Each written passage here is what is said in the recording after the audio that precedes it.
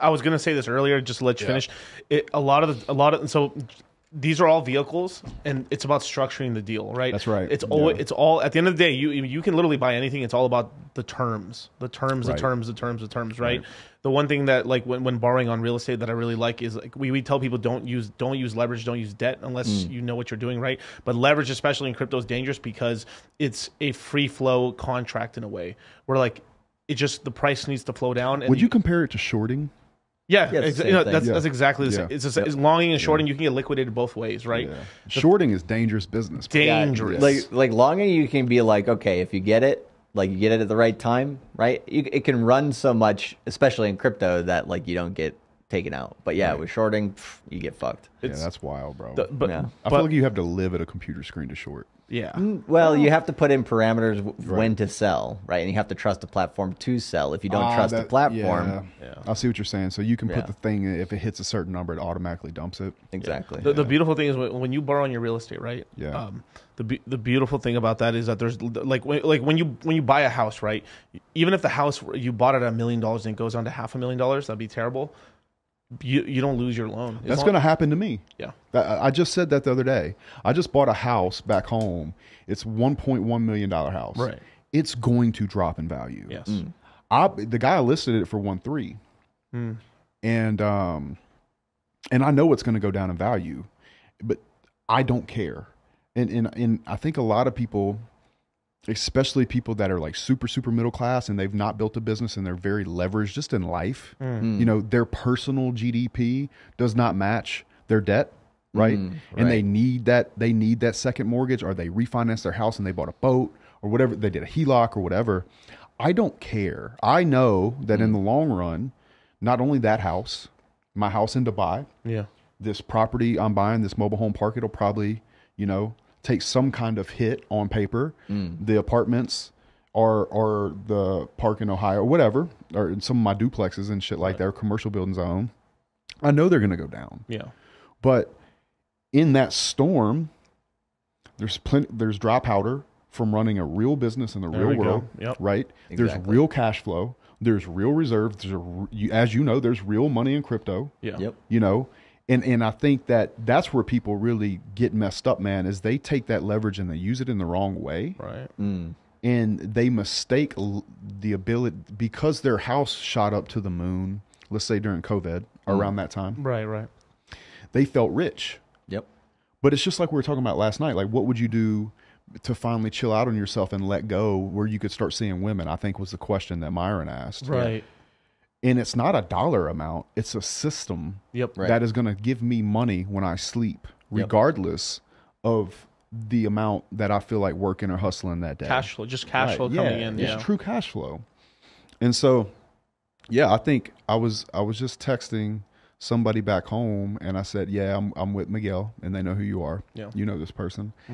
And I said, I think there's going to be a whole lot of blood in the street soon, and you know, I'm excited about it, but you also at the same time you have to understand what that means.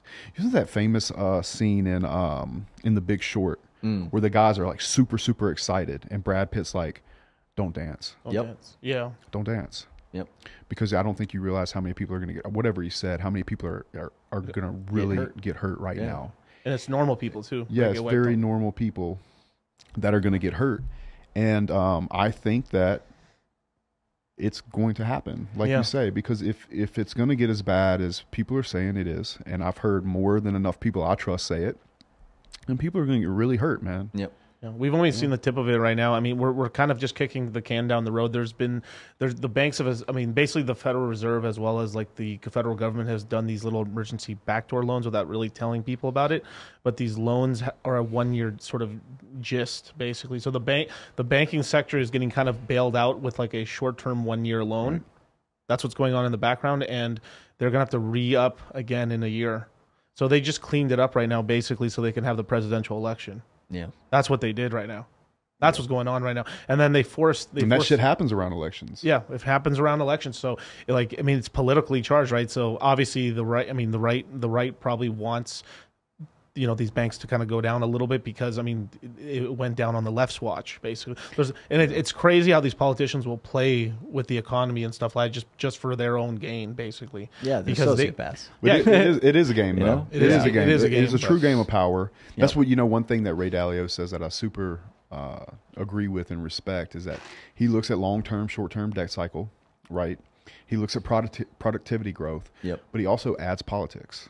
And I think that's very insightful to add politics because, like you said, they're going to do whatever the fuck they have to do Yeah. to try to get a Democrat back in office. Oh, yeah. And let me just say this now. I'm Republican. I believe Republicans will do the same fucking thing. Oh no, yeah. You know what I'm both- saying? Like, yeah, both let's not sides. pull punches about that. Last night when we were talking about like both sides, the only thing they ever seem to agree on is war. Yep. Well, I guess they do because one of our largest GDPs are fucking weapons. Yeah. Yep. Well, You know what I'm and saying? war Shout out is to tied Ukraine, money, baby. Yeah. like, I mean, war Yeah. is money, right? Dude, So, it's a money game. Yep. I feel like for movie sake, that movie War Dogs Yeah. is a very, Yeah. very interesting movie and an understanding of that. But I'm gonna hit you with a really cool interview, man.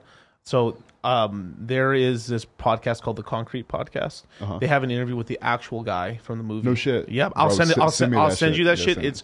It's incredible. But yeah, they were doing some real like real crazy stuff in that movie. And he's like, we were just some ragtag guys that did it. There is some legitimate people just making billions a week. how many? Okay, so do you remember the part? And I think this is very important.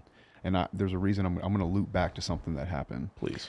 The part where the guys took the Chinese, they went into the building. There was all the Chinese ammunition in the warehouse. Right, the AK-47 rounds. Yeah, Yeah. yeah. Yep. I could almost imagine right now the government is putting out contracts for sending weapons to Ukraine. Yep. And yeah. there's American companies tied into all of this that know about all Oh, that. yeah. Going to Afghanistan, taking the shit that they left, and then selling it back. Hey, you gotta be I- careful saying that stuff, man. I think you're connecting a little too many dots right here, man. I'm just saying. Yeah. Hey, man, Pepe break. Let's go.